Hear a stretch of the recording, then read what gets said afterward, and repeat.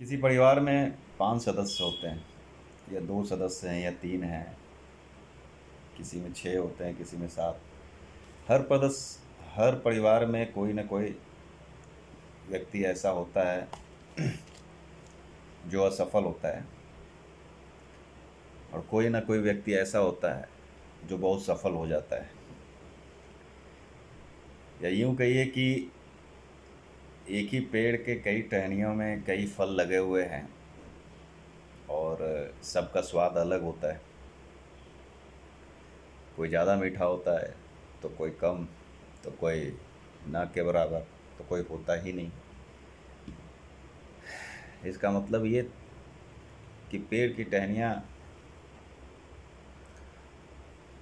उन फल को गिरा कर फेंक दे, ऐसा नहीं होना चाहिए, या ऐसा नहीं होता है शायद।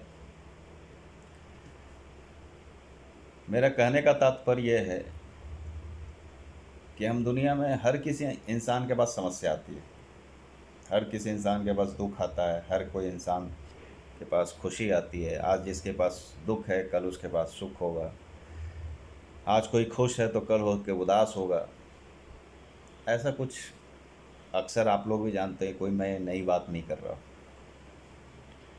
मेरा कहने का मतलब यह है कि जब एक परिवार में के मान लीजिए 5 सदस्य हैं, जिसमें से 2 या 3 सदस्य बहुत सफल हैं और 2 सदस्य हैं जो बहुत निम्न वर्ग हैं, बहुत संघर्ष कर रहे हैं, बहुत पीड़ा में हैं, दुख में हैं, तो अक्सर ये देखा जाता है कि घर में जो सफल व्यक्ति है वो अपनी सफलताओं की ओर देखता रहता है और जो असफल व्यक्ति है वो अपनी सफलता के लिए संघर्ष करता रहता है। किसी से मदद मांगता है या खुद हेल्प करता है या हेल्प लेता है, सॉरी। मेरा कहने का मतलब है कि अगर आप मान लीजिए आप 5 भाई हैं, सीधी सी बात करते हैं, मान लीजिए आप 5 भाई हैं और 5 भाई से में से 3 भाई आपका सफल है और 2 भाई आपके असफल हैं। यहाँ पे मान लीजिए 3 बड़े भाई हैं जो असफल हैं और 3 छोटे भाई हैं जो सफल हैं, या 3 बड़े भाई सफल हैं और 3 छोटे भाई असफल हैं। ये दोनों तरीके से हो सकता है। अगर ऐसा है, अगर जब कोई विपदा आती है या संकट आता है परिवार पे, तो भाइयों भाइयों में अगर प्रेम है तब तो ठीक है, अगर नहीं होता तो लोग अपने अपने बारे में ज़्यादा सोचते हैं।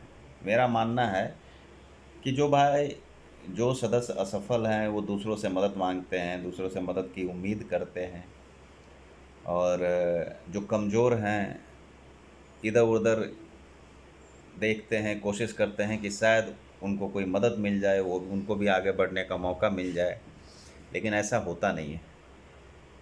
इसका सबसे बड़ा कारण ये है कि हम लोग में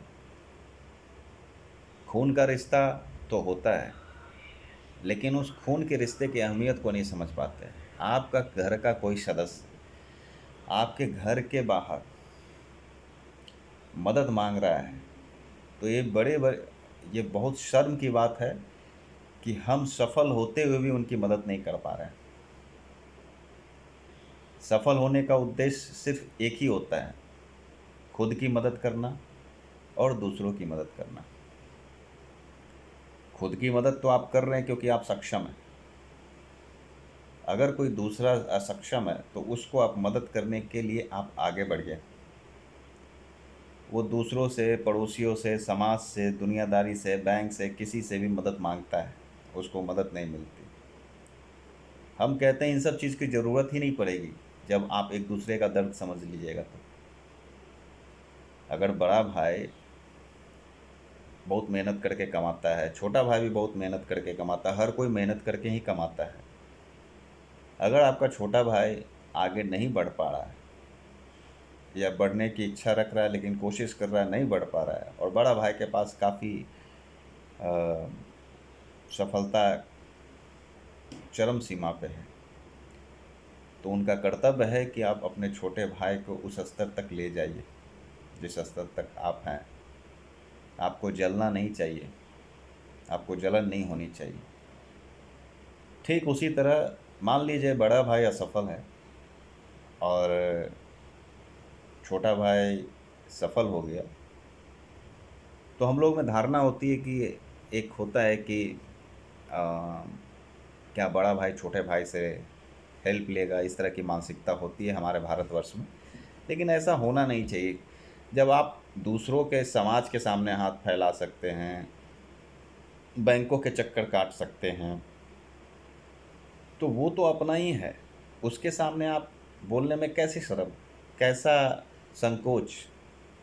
अगर दोनों सभी भाइयों में एक दूसरों में बॉन्डिंग है, एक दूसरे के दुख को समझता है, तो एक दूसरे को गिरने देना नहीं चाहिए दुनिया के सामने। उसकी ताकत बनिए, उसकी मुट्ठी बनिए, तब जाके एक परिवार, एक सुदृढ़ परिवार बनता है। और जब ऐसा आप कीजिएगा, ऐसा आचरण, ऐसा बिहेवियर रखिएगा, तो मेरा मानना है हर परिवार सुखी रहेगा और किसी के सामने हाथ फैलाने की ज़रूरत नहीं पड़ेगी अपने परिवार के सिवा। इसलिए अगर आपके पास ताकत है, पैसे का, पावर का, परिवार में किसी एक सदस्य का, चाहे परिवार का एक ही सदस्य क्यों नहीं हो और बहुत ताकतवर है, पैसे वाला है, तो आपका हक बनता है कि सबको ताकत दे, हिम्मत दे हर रूप से, ताकि वो अपनी ज़िंदगी आसानी रूप से जीने की कोशिश कर सके, बिना कष्ट का जीने की। कष्ट तो आते जाते रहते हैं, आप जितना भी कर दीजिएगा, जब उसके किस्मत में कष्ट है तो लिखा ही रहेगा। लेकिन एक कोशिश कीजिए, कोशिश करना चाहिए कि हमारा भाई दूसरे, या हमारा माता पिता, या हमारे बहन, या हमारा दोस्त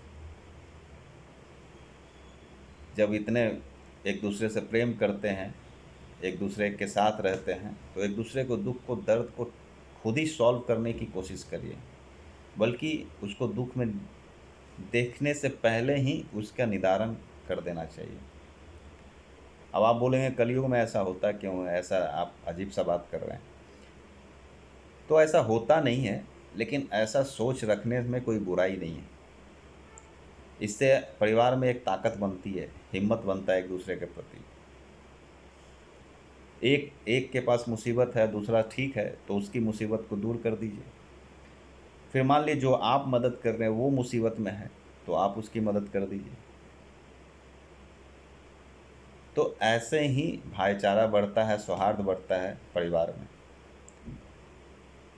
इससे क्या होगा कि घर की बात घर में रह जाएगी और घर का हर सदस्य सुखी हो जाएगा, संपन्न हो जाएगा, जहाँ तक उसकी किस्मत है, नसीब है। किसी के सामने हाथ फैलाने की ज़रूरत नहीं पड़ेगी। इसलिए जब आप ताकतवर हैं पैसे से, मानसिक, आर्थिक, सामाजिक, तो आपको मदद करनी चाहिए और निस्वार्थ मदद करनी चाहिए। ये सोच के मत मदद कीजिए कि आप मदद कर रहे हैं तो वो भी करेगा। आप एक अच्छे कर्म कर रहे हैं, ये कर्म कहीं ना कहीं आपको अच्छा ही फल देगा, आज नहीं तो 10 साल बाद, अगर आप भगवान में विश्वास रखते हैं तो। और ऐसा होता ही है। इसलिए कोशिश कीजिए कि अच्छी सोच रखिए अपने परिवार के प्रति, अपने परिवार के सदस्यों के प्रति, और इस सोच के साथ ही जिए।